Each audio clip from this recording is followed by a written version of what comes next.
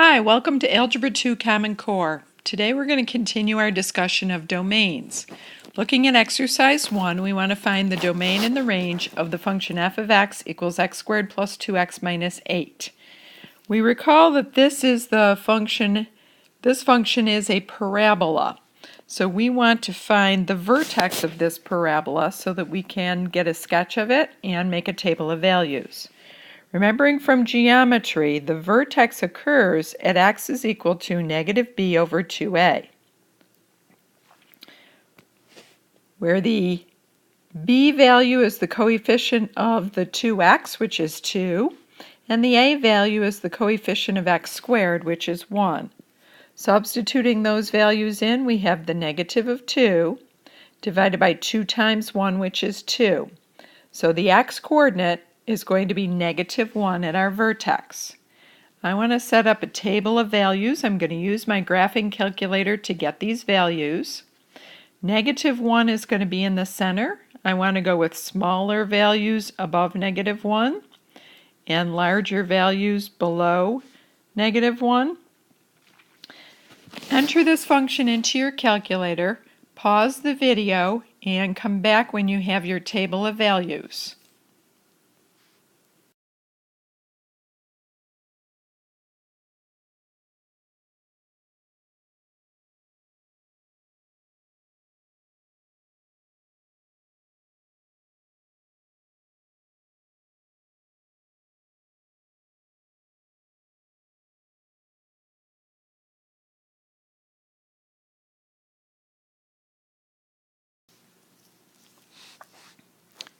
Your parabola should look like this. Now let's go ahead and find the domain and the range for this function. So the domain is going to be the set of all x values. In this case, it's going to be all real numbers.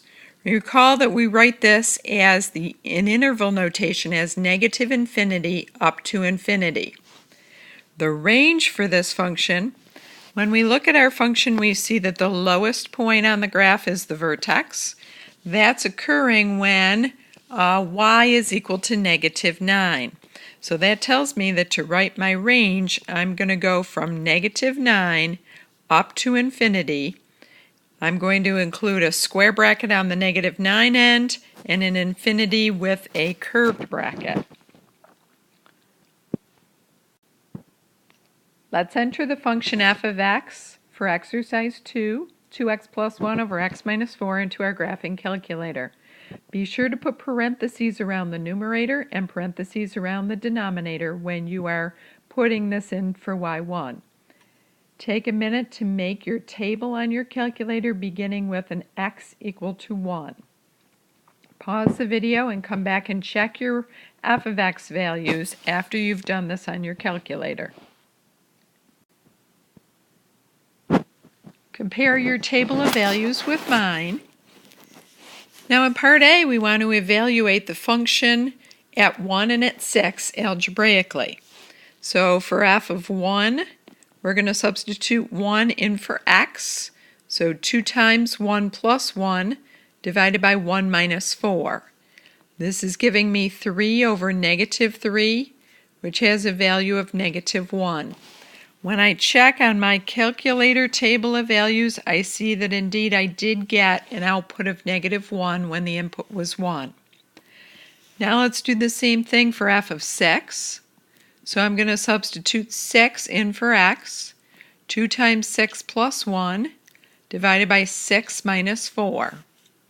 This is giving me 13 over 2, which of course does match the result that the calculator gave me at 6. In this case, it was the decimal value 6.5. Now we want to focus on what is happening when x is equal to 4. We see on our table of values, according to our calculator, that there was an error. Let's go ahead and substitute 4 in and solve this algebraically. So to find f of 4, we're going to say 2 times 4 plus 1 over 4 minus 4.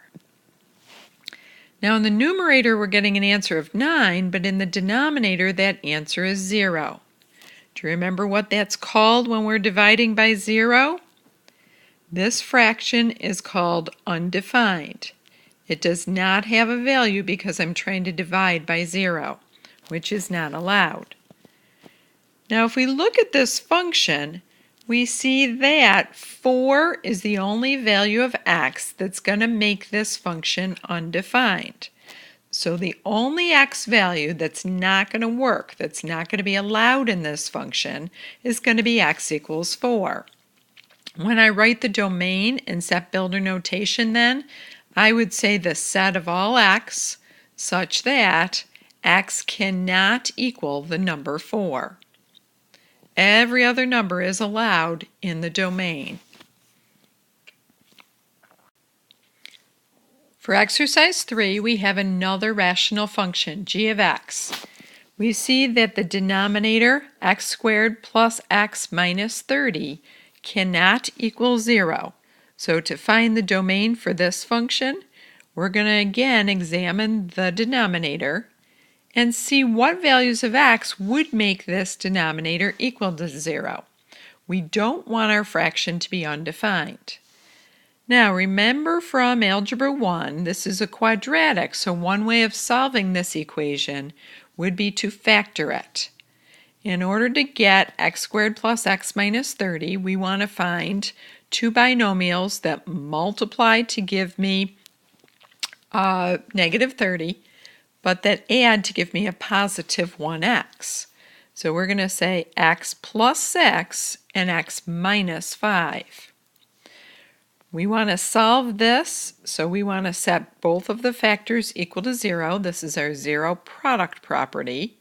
So when x plus 6 is equal to 0, that happens when x is equal to negative 6. X minus 5 equals 0 happens when x is equal to positive 5. Now let's go to our graphing calculator and once again enter this function into our y1 in our graphing calculator, remembering again to put the numerator and denominator in parentheses. We want to check to see if the output values at negative 6 and 5 are undefined, or on our calculator it would show up as an error.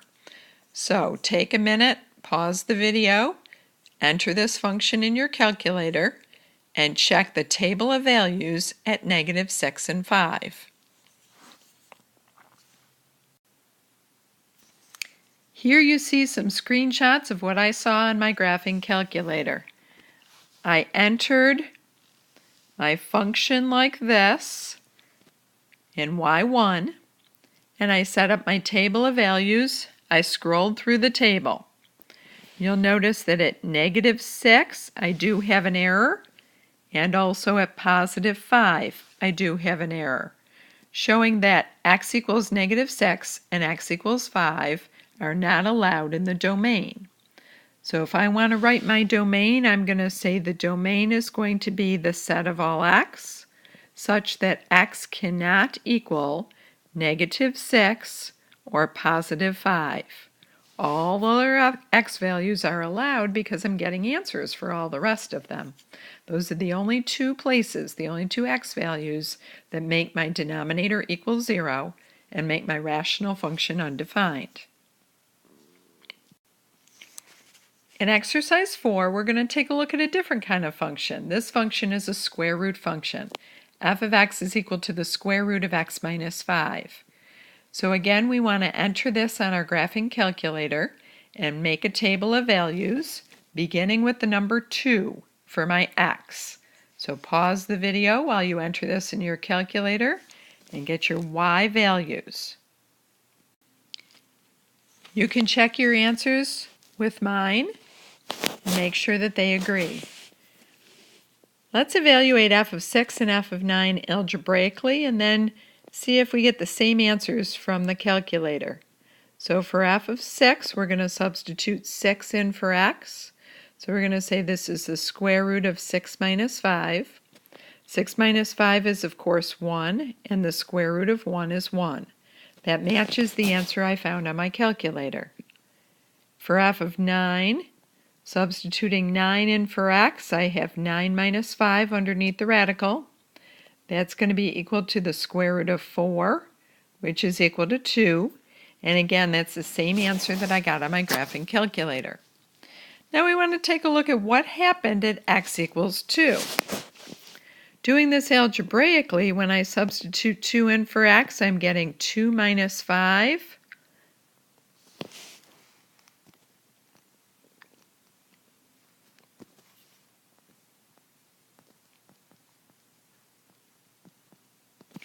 This, unfortunately, gives me the square root of negative 3.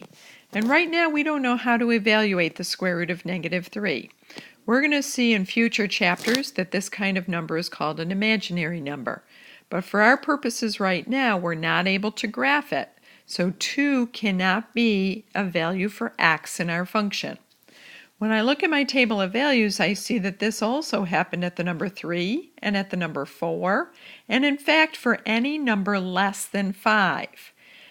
Even something like 3.5 or 4.9 would give me a negative number underneath the radical and would not be allowed on my graph. So we're going to say that the domain for f of x this time has to be the set of all x such that x has to be greater than or equal to the number 5. This one asked for set builder notation. If it had asked for interval notation, I would have written that as the square bracket 5 up to infinity curved bracket. In exercise number 5, then, we want to look at another square root function. Y is equal to the square root of x plus 4.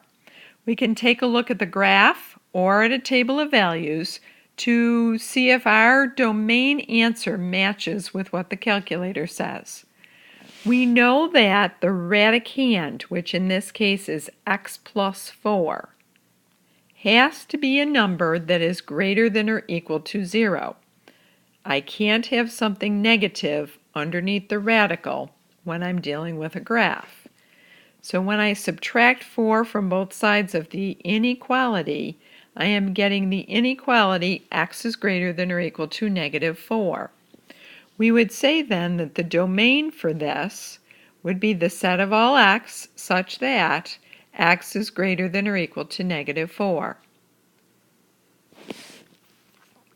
Now take a minute to put this on our graphing calculator. You'll see that the graph turns out to be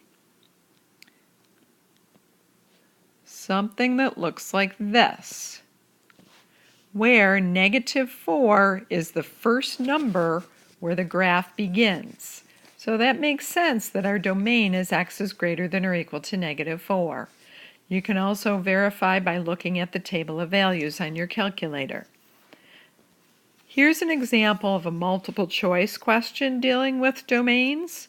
Which of the following values of x would not be in the domain for this function? So when I recall that my domain was all values of x greater than or equal to negative 4, I want to say that anything greater than or equal to negative 4 is in the domain. So 0 is in the domain, 5 is in the domain, and negative 3 is in the domain. But negative 8 would give me a negative number underneath the radical. So the one that is not in the domain, because I'm looking for not this time, would be x equals negative 8. So to summarize what we have done today as far as domains, when we have a polynomial function, such as a parabola, we know that the domain for a polynomial function is going to be the set of all real numbers.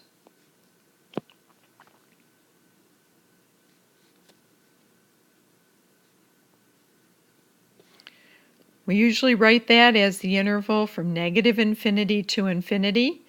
Another way to abbreviate that is capital R with the left side of the R as a double bracket. That symbol stands for all real numbers. When we have a rational function, we have to find where the denominator is equal to 0.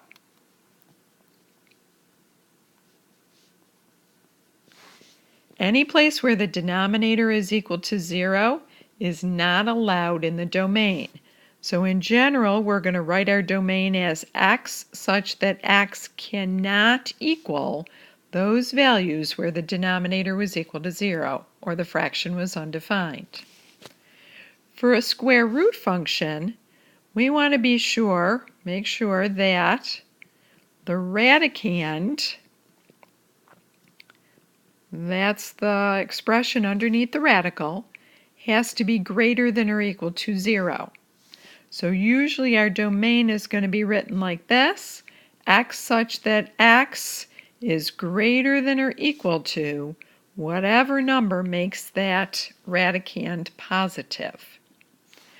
Please review this summary as well as the examples that we have covered today, and we'll talk more about it in our next class.